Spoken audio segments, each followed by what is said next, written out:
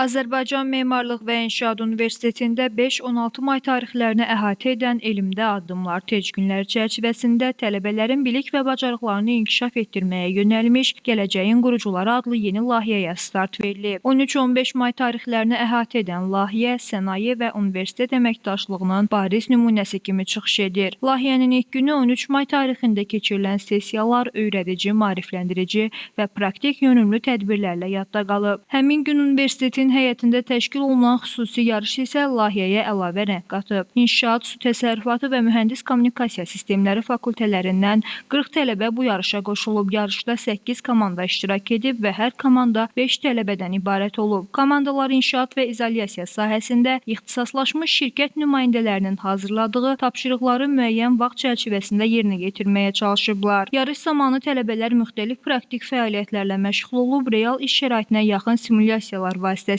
bacarıqlarını nümayiş etdiriblər. Ən yaxşı nəticə göstərən tələbələrə şirkətlər tərəfindən hədiyyələr təqdim olunub. Bugün bu yarışda olmağımın səbəbi nəzərə öyrəndiyim biliklərin mənə təcrübi formada göstərməsi, yəni praktik formada keçirilməsidir. Yaxşı olan qazansın. Hər bir komandaya uğurlar diləyirəm.